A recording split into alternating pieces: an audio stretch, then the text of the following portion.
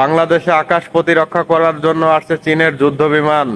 এখন দাদা বাবুদের খেলার দিন শেষ। ভারতের দাদাদের খেলার দিন জীবনে কোনোদিন শেষ হবে না। ভারতের দাদারা খেলেই যাবে, খেলেই যাবে। ভারতের দাদারা কেলিয়েই যাবে, কেলিয়েই যাবে।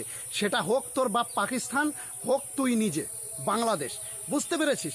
আর এই যে চীনের থেকে আকাশপথে যুদ্ধ বিমান, পাকিস্তান থেকে ট্যাঙ্ক, হ্যান ত্যান 713 তোরা এনেই যাস তোদের দেশে। এমনিতেই তো তোরা ভিখারি। টাকা কোত্থেকে পাচ্ছিস? কোত্থেকে পাচ্ছিস টাকা? তোরা তো ভিখারি। ওই যে সেন্ট মার্টিন দ্বীপ ডক্টর মোহাম্মদ ইউনুস বিক্রি করে দিয়েছে, সেই টাকা দিয়ে কি ভাই এখন যুদ্ধ বিমান কিনছিস? তাহলে ভাবো কত বড় ভিখারি এরা, কত বড় শয়তান আর কত বড় পাগল। ক্লিয়ার কথা ভাই।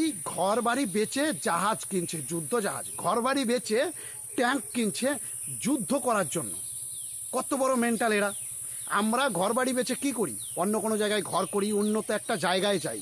আর এরা উন্নত জায়গায় যাবে না, এরা যুদ্ধ করবে বলে ঘর বাড়ি বেচে ট্যাঙ্ক কিনছে, যুদ্ধ জাহাজ কিনছে।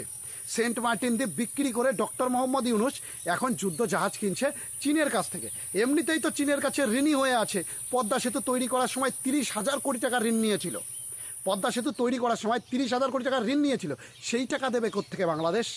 বাংলাদেশ এমনিতেই ভিখারি শালা। মানে এদের বুদ্ধির কারণে, নির্বুদ্ধিতার পরিচয়ের কারণে এরা আরও নিচে নামবে, আরও ভিখারি হবে। এদের বাবাকে নরেন্দ্র মোদী কেলালো, এদের শিক্ষা হচ্ছে না, কোনোভাবেই শিক্ষা হচ্ছে না। মানে এরা যতক্ষণ কেলার না খাবে ততক্ষণ শিক্ষা পাবেই না। বলছে চীনের থেকে যুদ্ধ বিমান নিয়ে এসেছে ভারতের দাদাবাবুরা, এবার টের পাবে। ভাই ভারতের দাদাবাবুরা কী টের পাবে? আর দাদাবাবু কাকে বলে জানিস? হিন্দু ধর্মে দাদাবাবু কাকে বলে তোর বাবার কাছ থেকে জেনে নিস। বুঝতে পেরেছিস দাদাবাবু হিন্দু ধর্মে কাকে বলে? আগে দাদাবাবু কথার অর্থ বুঝবি, তারপরে কথা বলবি। বুঝতে পেরেছিস মেন্টাল কোথাকারে?